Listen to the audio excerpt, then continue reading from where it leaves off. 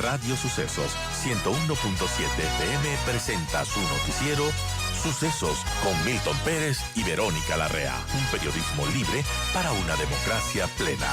Los hechos y las opiniones de los sucesos que marcan nuestro tiempo.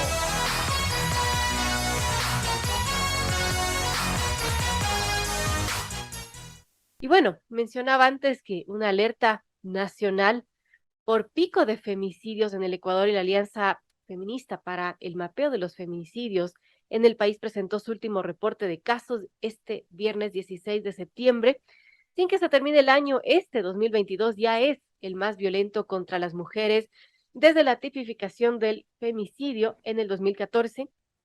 Esta alianza que agrupa organizaciones de la sociedad civil de todo el país y que se encarga de registrar los casos de femicidios en territorio con un enfoque de derechos humanos basado en género. Esta cifra registra 206 femicidios desde el 1 de enero hasta el 3 de septiembre. Así pues, bueno, las provincias con mayor pico de estos casos se centran en Guayas, también está Cañar, Los Ríos y Esmeraldas, que tienen las tasas más altas de femicidios.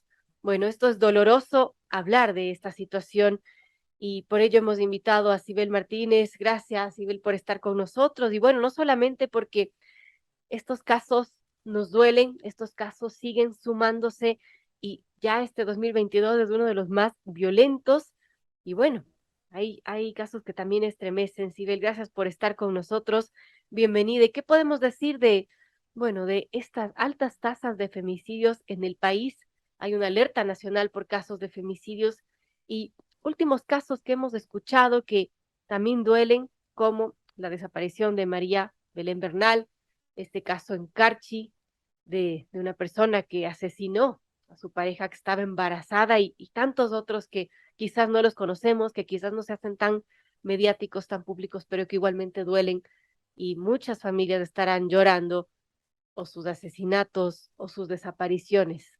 Gracias a Sibel Martínez por estar con nosotros. ¿Y qué podemos decir de estas nuevas cifras que ha registrado la Alianza Feminista para el Mapeo de los Feminicidios en el Ecuador y que, bueno, son varios casos que se cuentan en este 2022, convirtiéndolo en el más violento, 206 femicidios, solamente desde enero hasta los primeros días de septiembre? Bienvenida, Sibel. Muchísimas gracias, Verónica. Claro, ¿qué podemos decir a más de consternarnos, no? Yo creo que ya no basta la consternación generalizada. Creo que es importante comenzar a darnos cuenta que la violencia en nuestra contra, en todas sus formas y manifestaciones, me refiero en contra de mujeres, niñas, niños, adolescentes, adolescentas, tiene que ver con efectivamente esta naturalización de la misma, ¿no? La violencia en contra de las mujeres es un crimen social tolerado de larga data y eso hace que veamos todas estas incongruencias, ¿no? Y me refiero en el caso de María Belén porque hay algún momento en que tenemos un punto de inflexión en la sociedad, creo que es este, en donde hartos de lo que está sucediendo, de la inseguridad, con este caso nos damos cuenta que vivimos en un sistema patriarcal, misógino, ¿no? Que hay muchas patologías además que llegan a ser fúnebres incluso, ¿no? Usted refería a 206 casos de femicidio. Eh, Vimos recientemente un video que nos desgarraba el alma, ¿no? De una mujer con su hijita a la que un hombre en el tambo las golpeaba, entiendo que la pareja de él, y comenzaba por la niña. Y si hacemos un detalle muy, muy sucinto de lo que sucedía y vemos con atención, vemos cómo esa niña se baja la cabecita, ¿no es cierto? Siente miedo y se repliega sobre sí misma, porque desde niñas nos tratan de esa forma, ¿no? Y entonces la violencia que hoy por hoy estamos viviendo tiene larga data, está en nuestro ADN como sociedad y no hemos hecho mucho en general para poder, digamos, cambiar esta cultura social en materia de violencia. Y digo, no hemos hecho mucho porque la sociedad, las organizaciones de sociedad civil, todos los días nos levantamos a hacer algo, ¿no? Pero no alcanza. Lo que hacemos no alcanza mientras el gobierno no tenga en su imaginario a nosotras, a los grupos de atención prioritaria en términos de protección integral, que es lo que debería ser. y entonces destine recursos financieros y técnicos para poder prevenir estas formas de violencia, porque nada sacamos atendiéndolas. Seguramente seguiremos dando vueltas en círculo, seguramente seguiremos indignándonos sin ver mayores cambios, ¿no?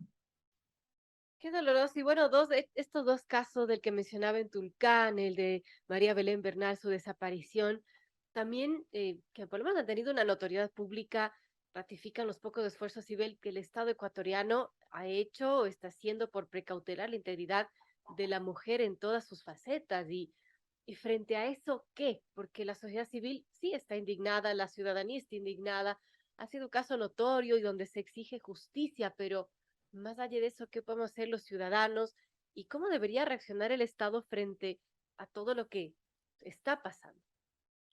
Bueno, el Estado primero tiene que reaccionar, digamos, más allá de la empatía, ellos tienen una obligación estatal, entonces debe dejar de mirar a la distancia como convidados de piedra estos temas, ¿no? Debe comenzar, digamos, a aceptar que hay errores que han cometido y que no son precisamente, o si son humanos, son calculadamente humanos, ¿no es cierto? No podemos entender en el caso de María Belén cómo su agresor fuga, ¿no? Y le dejan salir. Entonces ahí hay una relación simbiótica malsana, un espíritu de cuerpo entre fiscalía y policía, así se quieran echar la pelotita. Y eso dice mucho de estas entidades, dice mucho de un sistema de protección de las mujeres que no funciona, son 22 entidades. Yo escuchaba el viernes en una entrevista que hablaba la madre de María Belén, yo estaba esperando ser entrevistada también, y ella decía que gracias a las organizaciones de sociedad civil se les está dando contención, apoyo emocional a ella, a su familia, al hijo de María Belén. Esa es una muestra clara de que de que este sistema no funciona, porque quienes deberían entregar esa Claro. contención es a través de la Secretaría de Derechos Humanos. Entonces, cuando no hay institucionalidad, como estamos viendo en este caso, en este ejemplo, todo, digamos, marcha para atrás, ¿no es cierto? Entonces tenemos una Secretaría de Derechos Humanos que no hace su trabajo, una Defensoría del Pueblo que mira a la distancia como que no es con ellos, un Ministerio del Interior, digamos que al final hacen unas declaraciones descomedidas frente a esta situación, poniendo por encima el prestigio de la institución policial y no la protección integral de esta víctima. Y todo esto nos indica que estamos mal, ¿no? Que como gobierno están actuando mal y que como sociedad, si no hacemos algo, próximamente comenzaremos a militar en contra de nuestros derechos. Qué lamentable esto, Sibeli. Justo iba a preguntar acerca de esas declaraciones del ministro del Interior, porque, bueno, fue muy cuestionado al respecto. ¿Y usted cree que, bueno, se está afectando la institucionalidad de la policía con esto, con esta situación, o es que ya está afectada de por sí la institucionalidad de la policía y está pasando algo al interior para que sucedan estas cosas que, bueno, se fueron evidentes con este caso a propósito de la desaparición de María Belén Bernal? Desde el 2018, Verónica, hasta el primer semestre del 2022, 1.898 policías ecuatorianos fueron apresados por haber cometido contravenciones y delitos, ¿sí? 511 relacionados con crimen organizado. Este dato creo que es supremamente importante para darnos cuenta que esto no es algo nuevo, ¿sí? Que la policía y que el prestigio institucional está por los suelos hace mucho tiempo y que lastimosamente este recuento fáctico demuestra que hay policías que además fueron detenidos, ¿sí? En estos últimos 4 años, en un 2% nada más, lo que quiere decir que muchos de estos policías que fueron aprendidos salieron nuevamente a servir o a patrullar, entre comillas, ¿sí? Volviendo a delinquir incluso. Entonces, si esto sucede y que además el ministro Carrillo lo sabe porque hizo declaraciones y dijo que hay una deficiente depuración policial, eh, y sin embargo, frente a este conocimiento no se hace nada, no es que la sociedad civil está levantando falsos testimonios o que estamos viendo más allá de lo que realmente está sucediendo. Esta es una realidad lacerante. Resulta ser que ahora tenemos que protegernos de la policía, de la entidad que debería cuidarnos, ¿no es cierto? Esa es en verdad lo que está sucediendo. Y se lo ve de cuerpo entero el momento en que una mujer entra a un destacamento policial, a una escuela del policía, y no regresa, y no sale. Y frente a este tema hay una serie de, entre comillas, de errores involuntarios para justificar la inacción, para justificar además que adentro de estas escuelas pasa de todo menos formar a los cadetes, ¿no? Entonces, yo creo que hay que mirarse de cuerpo entero, hay que comenzar a hablar con claridad, con sinceridad y hacer las cosas que se debe, que no va por un discurso demagógico, no pasa por ahí, y tampoco pasa por la ineficacia, la ineficiencia y la negligencia, la omisión de un Estado, ¿no? Que pretende incluso ahora poner un membrete de desaparición involuntaria, ¿sí? A un acto que tiene que ver con una desaparición forzada, ¿sí? En donde el Estado tiene todo que ver. Entonces, es grave lo que está sucediendo, ¿no? Para Sibela, su criterio dentro de este caso de María Belén, ¿usted cree que hubo ese espíritu de cuerpo para encubrir esta situación? Totalmente, y lo sigue habiendo, lastimosamente, Verónica. En el caso de la cadete, ¿no es cierto?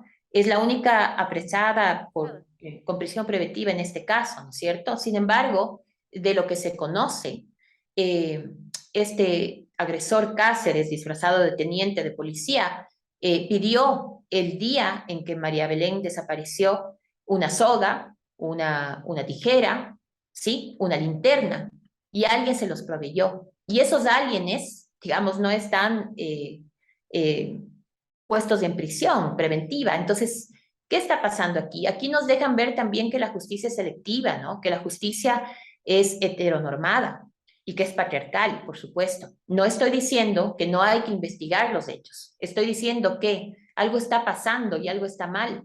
Cuando hay una mujer desaparecida, una cadete aprendida, sin siquiera considerar que en contextos altamente jerarquizados, mediatizados por la autoridad, en donde hay una diferencia de género, ¿no? El teniente era mayor a la cadete, y hay una relación de poder entre docentes y estudiantes, él era docente. No es raro que exista violencia de todo tipo, ¿no? Y esto escapa del imaginario del Estado y escapa porque el enfoque de género no ha permeado en sus políticas y en su visión. Y Claro. por eso es que la indignación ha calado tanto en la sociedad que hoy estamos movilizados, ¿no? Y estamos sosteniendo esa indignación a nivel nacional. Así es, la gente está indignada. Sibeli, ¿usted cree que este caso se podría convertir como el nuevo caso que hace años sacudió el país, como el caso de los hermanos Restrepo? Podemos pensar que al Estado se le puede convertir en un caso de tal magnitud como lo fue de sus hermanos Restrepo en su momento. No, a mí me duele el corazón decir algo así, ¿no? Porque implica que no hemos, en 40 años no hemos avanzado nada. Y lo que yo rescataría de eso es que hoy estamos conscientes de nuestros derechos y esa quizás sea la diferencia, pero solamente esa. Lo otro es que se repiten patrones conductuales que pretenden disolver o diluir la densidad de un problema en donde el Estado tiene toda la responsabilidad. Y entonces ojalá Elizabeth Otavalo no sea otra madre coraje y más bien encuentre a su hija, ¿no? Eso deberíamos todos apoyar. Y tanto estamos apoyando, Verónica, que nos hemos puesto de acuerdo en la sociedad sin siquiera, ¿no? Digamos, llamarnos, sino más bien por esta indignación de incluso hacer brigadas de búsqueda. Eso dice mucho de lo que hemos aprendido nosotros, la sociedad, frente a estos hechos violentos en donde el Estado tiene o es responsable por acción o omisión. Sibel, hay otra cifra que es bastante dolorosa porque 2.299 menores han desaparecido en los últimos 5 años. Tenemos también la cifra de feminicidios, 1.247 desde que se tipificó este delito en el COIP. Todo eso nos lleva a tener una conclusión respecto a qué hemos aprendido, qué se está haciendo y qué ha cambiado, porque además de ser conscientes de nuestros derechos, pero ¿qué más? ¿Cómo se ha avanzado desde estos años que se viene tipificando el feminicidio y también se contabiliza estos casos de desapariciones, sobre todo de menores de edad? Menores de edad que desaparecen, ningún niño se va de casa por voluntad propia, ¿no? ¿Qué infierno viven como para poder tomar esas decisiones? Así. Y sin embargo, el Estado como gran cifra dice, sí, pero hemos devuelto a 6.600 algo, ¿no es cierto? De 9.000 o casi 10.000 casos. Y yo me pregunto, ¿cómo los devuelven? ¿No? ¿Hacen un seguimiento? ¿Dan medidas de protección? ¿Ven si es que lo que le motivó al niño a irse sigue sucediendo? No, simplemente lo devuelven. Entonces, eso también debe llamarnos la atención, ¿no es cierto? Poner un paréntesis en esto y decir, ¿qué está sucediendo? Y lo que está sucediendo es que no hay políticas públicas de bienestar social. Cuando hablamos de los niños, también hablamos de sus familias, de sus necesidades. Y eso tampoco existe. Eso por un lado. En el caso de los femicidios, que nos lacera el alma, son 200 casos en realidad. Ahora se incluye algo que con mucha importancia han incluido nuestras compañeras que hacen este gran trabajo, ¿no? Del conteo. Y tiene que ver con el crimen organizado, 115 casos por crimen organizado. Eso quiere decir que la inseguridad en este país también cobra la vida de mujeres, a quienes las matan de las peores formas, con armas, cuando aquí el porte de armas está prohibido, ¿sí? Con armas de fuego me refiero, Claro. con armas blancas, con la peor saña, ¿no? Ahogadas, golpeadas hasta la muerte, como el caso de Dayana Ortega, 8 meses de embarazo, ni más ni menos. Entonces, frente a esa situación, la indignación estamos cansadas, pero yo espero y aspiro que no seamos como siempre, ¿no es cierto? Un solo hervor, entonces después nos gana otra noticia y nos olvidamos de lo que ha sucedido.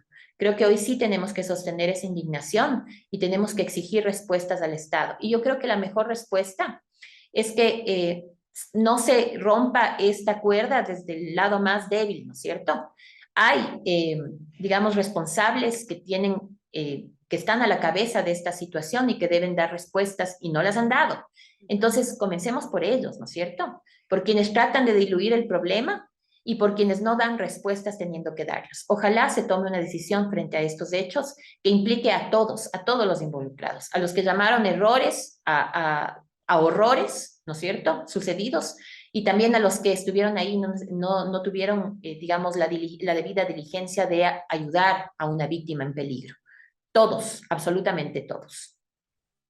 Qué complejo estos casos, Sibel. Y bueno, hablando de los casos de femicidios, usted mencionaba el crimen organizado, pero la mayoría de estos casos son perpetrados por hombres que eran parte de su círculo más cercano, por ejemplo, parejas, exparejas, incluso padres, abuelos o padrastros. ¿Eso por qué se da? Porque estamos en una sociedad tan violenta que puede cometer femicidios con sus exparejas, con sus parejas que son cercanos a ellos. Claro, porque lastimosamente mientras en este país sea un orgullo ser violento, ¿no? Básicamente, y violento en contra de nosotros, no veremos ningún cambio. Entonces, aquí no se trata únicamente de cuestionar, y se debe cuestionar, ¿no?, la falta de política pública, la falta de recursos financieros y técnicos, pero también tenemos que cuestionarnos como sociedad, ese estereotipo de género que nos marca desde chiquititos. Y por eso yo hacía esta referencia de la niña, ¿no?, que se repliega sobre sí misma, siente miedo, baja la cabecita. Así es como nos crían. Y entonces, frente a esta situación, ¿qué podemos hacer para cambiar la cultura en materia de violencia? Y hay mucho por hacer. Seguramente este gobierno no verá los resultados si decide hacer algo al respecto, ¿no es cierto? No verá resultados en su gobierno, pero hay que tener una voluntad, una bondad de corazón, además de la voluntad política, para decir, bueno, no será un resultado de mi gobierno, pero comienzo a cambiar y hacer algo por esto, ¿no? Pero eso no pasa. Cada gobierno que viene refunda el país y deja de lado estos temas importantes. La violencia de género es una epidemia y no hay, lastimosamente, mascarilla que la contenga. Y frente a esa situación, deberíamos exigir todos, todos, porque resulta que todos tenemos una madre, una hija, una hermana, una compañera de trabajo, no, alguien conocido, una mujer conocida, una niña conocida que no está alejada de sufrir toda forma de violencia.